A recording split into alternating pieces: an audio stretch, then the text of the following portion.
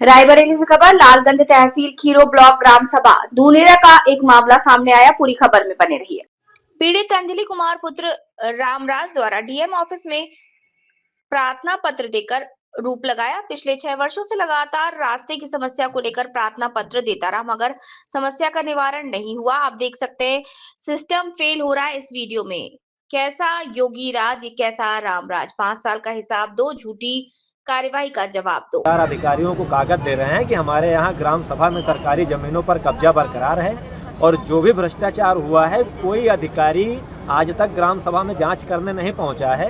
5-6 साल बीत गए हैं और इसमें लगातार कुछ अधिकारी हैं जो हमें पूर्व प्रधान की पकड़ का अंदाज़ा दिखाते हैं कि उसकी राजनीतिक पकड़ है, उसका कोई कुछ नहीं कर पाएगा। तो राजनीतिक पकड़ के चलते सर कोई भी अधिकारी हो अपराध करेगा, कार्रवाई नहीं होगी, भ्रष्टाचार करेगा, कार्रवाई नहीं होगी, तो फिर गरीब आदमी की तो अहमियत ही खत्म हो जाएगी। गरीब आदमी की तो ना राजनीतिक पकड़ है और ना उसके पास पैसा है, तो गरीब आदमी की तो अहमियत ही उत्तर प्रदेश में या हिंदुस्तान में खत्म कर दी जा रही है। मूल रूप से समस्या क्या है आपकी?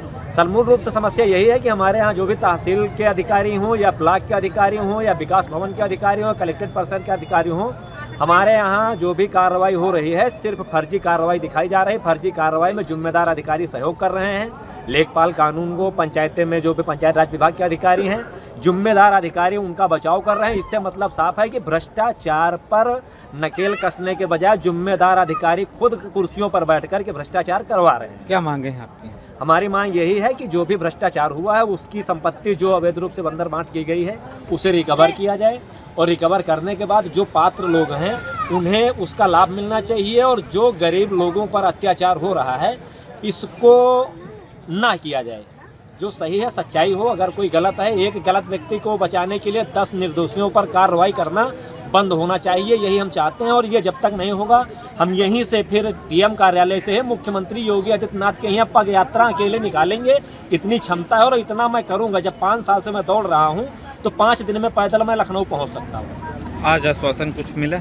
सर आश्वासन नगर मजिस्ट्रेट साहब ने कहा है कि अब इसकी कार्रवाई वो खुद करवाएंगे। जांच और जो भी कार्रवाई हैं उन्होंने हमसे अपने हिसाब से कागज़ मांगे हैं, हमने उन्हें कागज़ दिया। उन्होंने हमें संतुष्ट किया है कि इस पर 1 हफ्ते के अंदर जो भी दोनों पर कार्रवाई होगी। अब वो देखिए क्या करते हैं। अब उनके आदेश के बाद जांच टीम क्या करती है, अब ये तो सर जब रिपोर्ट मिलेगी उसके बाद क्लियर हो जाएगा क्या होता है। मामला रायबरेली में चल रहा है एसडीएम के यहाँ। उसमें से जो निस्तारण हुए हैं उसके बारे में आप क्या जानते हैं? भैया उसमें ये है कि जो भी हम 16 मार्च 2026 को रायबरेली गए थे सारे कागजों के साथ, जिसके बाद 16 ही तारीख को रात को शायद एसडीएम साहब गांव आए थे 10 बजे रात की, जहां एक वीडियो हमारे यहाँ वायरल हुआ है और एक वीडियो जो है एसडीएम साहब ने खुद उन्होंने अपने आवाज़ से वायरल किया है या तहसील से किया है कि उस मामले को लेकर के ग्राम सभा नुनैरा के मेरा नाम लेकर के, यानी उस मामले पे जितने प्रार्थना पत्र थे उन सारे प्रार्थना पत्र जितने हमने दिए हैं सभी का निस्तारण कर दिया गया है। तो मैं उस पर ये कहना चाहता हूँ कि हमारे जो एसडीएम साहब ने बयान दिया है उस बयान से हम सहमत नहीं हैं। हमारे ये कागज़ हाथ में थोड़ा सा सैंपल है, मैं आपको दिखा रहा हूँ, ये थोड़ा सा सैंपल है। इस सैंपल को अगर एसडीएम साहब गंभीरता से लेंगे और इसमें अगर विधिवत जांच होगी तो इन्हीं में पूरा का पूरा दूध का दूध पानी का पानी अलग हो जाएगा कि नहीं एसडीएम साहब ने जो बयान दिया है वो बयान गलत दिया है और उस बयान से हम सहमत नहीं हैं। और मैं इस बयान को साबित भी कर दूंगा कि एसडीएम साहब का बयान गलत है। इसलिए कि लगातार मैं मीडिया में अपनी प्रक्रिया रख रहा हूँ।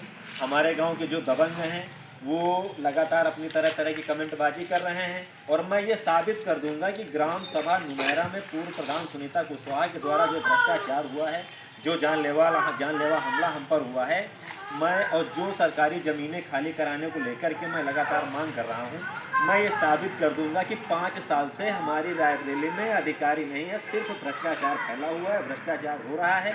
अगर कोई पत्रकार ज़मीनी हकीकत रायबरेली में दिखाता है या दिखाने का प्रयास करता है तो उस पत्रकार पर मुकदमा लिखवा दिया जाता है या उस पत्रकार का नंबर ब्लॉक करवा दिया जाता है या फिर उस पत्रकार को इतना दबाव में ले लिया जाता है कि वो पत्रकार ज़मीनी हकीकत न दिखा सके।